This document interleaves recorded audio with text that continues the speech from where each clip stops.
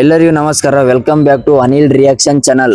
ಈ ಮೂವಿನ ನೋಡೋರು ಜೇಬಲ್ಲಿ ಒಂದು ನಿಂಬೆ ಇಟ್ಕೊಂಡು ನೋಡಿ. ಯಾಕೆಂದ್ರೆ ಈ ಮೂವಿ ನೋಡೋದ್ನಾಗ ಕೆಟ್ಟ ಕೆಟ್ಟ ಇಮ್ಯಾಜಿನೇಷನ್ ಮಾಡ್ಕೊಳ್ಳೋದ್ನ ತಪ್ಪುತ್ತೆ. ಸಿನಿಮಾ ವಿಷಯಕ್ಕೆ ಬರೋದಾದ್ರೆ ಸಿಂಪಲ್ ಸುನಿ ಡೈರೆಕ್ಷನ್ ಅಂದ್ರೆ ಗೊತ್ತಲ್ಲ, ಮಾತು ಜಾಸ್ತಿ ಮಜಾ ಜಾಸ್ತಿ. ಆದ್ರೆ ಈ ಸಲ ಒಂದು ಪುನರ್ಜನ್ಮ ಲವ್ ಸ್ಟೋರಿ ತಗೊಂಡ್ ಬಂದಿದ್ದಾರೆ. ಈ ಮೂವಿ ನೋಡಿದ್ಮೇಲೆ ನನಗೆ ಹೆಂಗ್ ಅನಿಸಿತಪ್ಪ ಅಂದ್ರೆ, ಸೆಕೆಂಡ್ ಹಾಫ್ ಬೊಂಬಟಾಗಿತ್ತು. ಇಡೀ ಸಿನಿಮಾದಲ್ಲಿ ಸೆಕೆಂಡ್ ಹಾಫ್ ಮತ್ತು ಕ್ಲೈಮ್ಯಾಕ್ಸ್ ಸಖತ್ ಇಂಟ್ರೆಸ್ಟಿಂಗ್ ಆಗಿತ್ತು ಗುರು.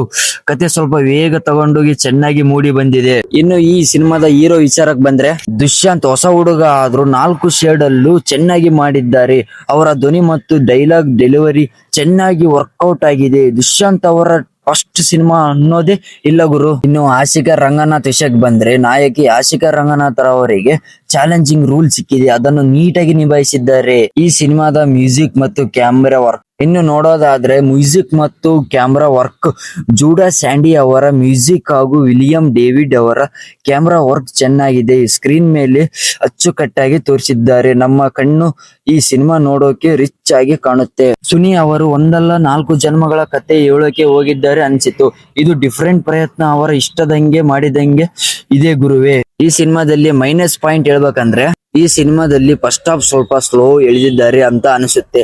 ಅಲ್ಲಲ್ಲಿ ಬರುವ ಕೆಲವು ಕಥೆಗಳು, ಮುಖ್ಯವಾಗಿ ಪೋರ್ಚುಗೀಸರ ಕತೆ ಅಷ್ಟೊಂದು ಪರಿಣಾಮಕಾರಿಯಾಗಿ ಬಂದಿಲ್ಲ ಅನ್ಸುತ್ತೆ. ಇನ್ನು ಈ ಮೂವಿಯಲ್ಲಿ ಕ್ವಾಲಿಟಿ ಕಡಿಮೆ ಇದೆ ಅನ್ಸುತ್ತೆ. ಇನ್ನು ಈ ಮೂವಿ ಬಗ್ಗೆ ಒಟ್ಟಾರೆ ಹೇಳೋದಾದ್ರೆ, ಒನ್ ಟೈಮ್ ವಾಚ್. ಸುನಿ ಅವರು ತಮ್ಮ ಎಂದಿಗೂ ಶೈಲಿಯ ಲವ್ ಸ್ಟೋರಿಗೆ ಪುನರ್ಜನ್ಮದ ಫ್ಯಾಂಟಸಿ ಟಚ್ ಕೊಟ್ಟು ಡಿಫರೆಂಟ್ ಆಗಿ ಪ್ರಯತ್ನ ಮಾಡಿದ್ದಾರೆ. ಅರ್ಧ ಸಿನಿಮಾ ಸಖತ್ ಇದ್ರು, ಇನ್ನರ್ಧ ಸಿನಿಮಾ ಪರವಾಗಿಲ್ಲ ಅನ್ಸಿತ್ತು. ಆದ್ರೆ ಹೊಸ ಹೀರೋ ದುಷ್ಯಂತ್ ನಟನೆ ಮತ್ತು ಸೆಕೆಂಡ್ ಹಾಫ್ ನಲ್ಲಿ ಅವ್ರನ್ನ ಕೊಂದಿದ್ದರಿಂದ ಒಂದ್ಸಲ ನೋಡಬಹುದು. ಇನ್ನು ಈ ವಿಡಿಯೋ ಇಷ್ಟ ಆಗಿದ್ರೆ ಲೈಕ್ ಮಾಡಿ, ನಮ್ ಚಾನಲ್ ನ ಪ್ಲೀಸ್ ಸಬ್ಸ್ಕ್ರೈಬ್ ಮಾಡ್ಕೊಳ್ಳಿ. ಓಕೆ ಬಾಯ್, ಸಿಗೋಣ ನೆಕ್ಸ್ಟ್ ವಿಡಿಯೋ ಜೊತೆಗೆ.